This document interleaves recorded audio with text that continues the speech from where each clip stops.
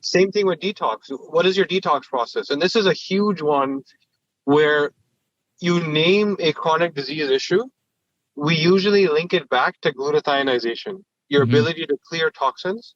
Because what is disease rooted in? Inflammation. We know that already. Everybody agrees, whether you're an allopathic doctor or you're a naturopath, we agree. What is inflammation rooted in? That's where we don't go beyond, because the doctor toolkit doesn't have anything to measure or look for that, right? So, that's rooted in poor cellular health. If the cell is unhealthy, it's going to be inflamed. What is poor cellular health rooted in is that toxic insult.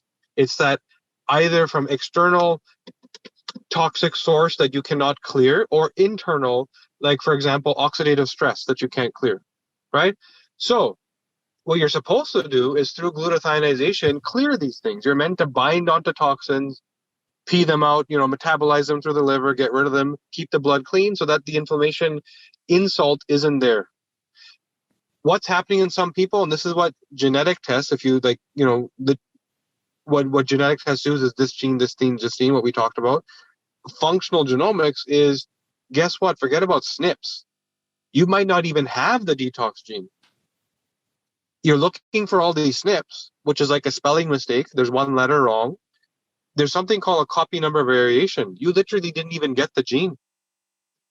Or you could have an extra copy.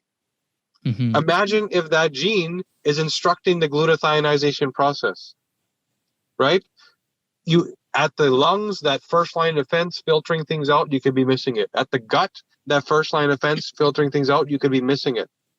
Now, what is the typical logical solution to, I don't have enough glutathione, or I'm not glutathionizing properly? Give me more glutathione. You would think that makes sense. If I don't have the genetic instruction telling glutathione what to do, what is it going to do? Yeah, it might help me clear some toxins, but it's also going to bind on to all my minerals, all my nutrients, right? It's going to go crazy because it doesn't know what to do.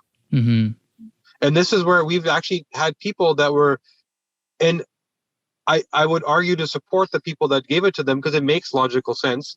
Glutathione IV, right? Because they have heavy metal counts and all these things that point to lack of detox. But they didn't know the genetics of something needs to tell the glutathione what to do.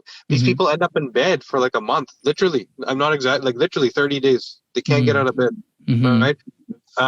So that's just another nuance, and you'd be surprised what high percentage of people. I'm not talking about a 1 or 2%. It's like 30% of people we meet have these types of issues, right? Missing detox genes, having suboptimal detox genes.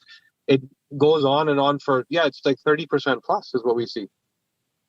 Wow, that's such amazing insight, and it's funny because I just interviewed this other guy, Giancarlo Torres, who makes it's a glutathione enhancing product. And he doesn't use glutathione. He uses precursors that the body uses to build, which I think has gained more popularity across the board with supplements. Like, if you want dopamine, obviously you don't take dopamine, you take, the precursor tyrosine or whatever, which I'm not recommending. Serotonin, same thing. You take 5-HTP or tryptophan. This is a very common thing.